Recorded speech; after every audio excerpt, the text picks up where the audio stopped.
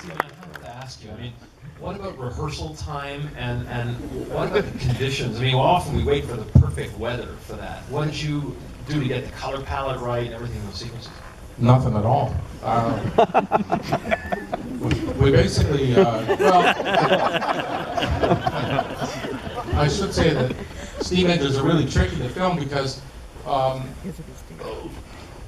so bossy. Steam engines are, they only put on a great show in the cold air. And so when the sun comes up, well, the air warms up and you lose the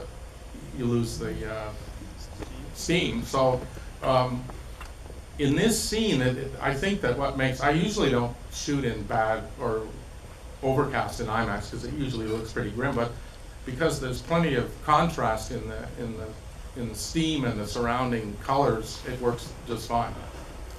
So, but that's my favorite shot, the dive on it, of all the ones we've done. Yeah. Anyway, well, thank you very much. You came a long way from a construction crane operated by 4 ropes to the gyroscopically stabilized ball on the front of the helicopter that you clearly used as a dolly as well. Yeah. You got right down on the ground there. Let's, Greg, you're up next for your last clip, and I'd like you to set this up for us.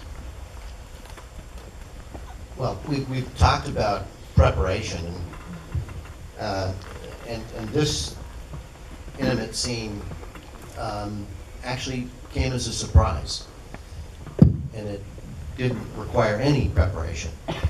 And I think that's a good point to be made here, and that when you're out shooting these documentaries, you've got to be ready for the wonderful happenstance that'll happen every 2 years. Not very often. You've got to be ready for it, recognize it, and then take big advantage of it. When we made the Arctic film, to the Arctic with Warner Brothers and IMAX, we had 5 shoots up in the Arctic. The 5th shoot turned out to be, luckily, our best, and we'd already edited the film. And I said, well, Sean, I think we should go up once more and just see if we can get some walrus shots and some other things up around Svalbard, which is the northernmost outpost of islands towards the North Pole. And we went up there and rented a boat and brought the helicopter up there because there was this amazing gigantic glacier area that I knew Ron Goodman could get some great shots of. And we went out on the boat for 3 weeks prior to the helicopter shooting.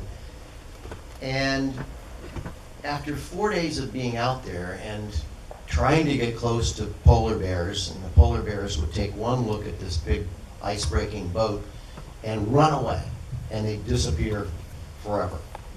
And the animals up there, because there's very little food in the Arctic, the animals live about a mile to 10 miles apart so that they can have their own domain to search for seals and other animals to eat.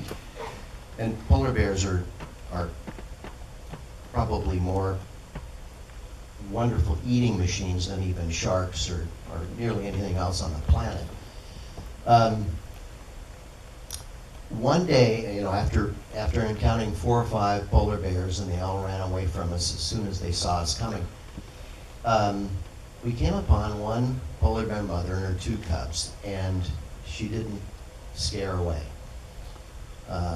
We were about 200 yards away from her, and she came towards us.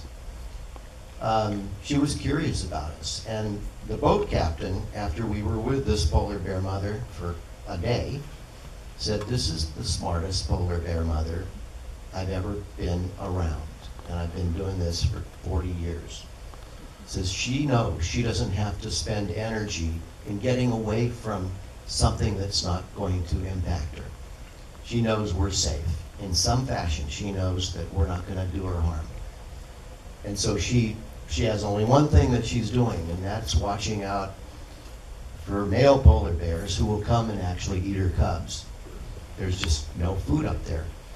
And so we hung out around this mother polar bear for 5 days, before we finally had to schedule, and we had to do other things, and so we had to leave her, but I'd already gotten about probably 40,000 feet of film of her and her cubs, doing every intimate thing there was, killing seals, nursing, sleeping forever. And up there in the Arctic, you can film 24 hours a day. And so I put our crew on a schedule so that some of us were always on deck. And if something exciting was happening, the bell would ring and all of us would gather together and throw on really warm clothing and run out there on the deck. Meanwhile, the cameraman was out there already rolling, and we had 5 cameras shooting.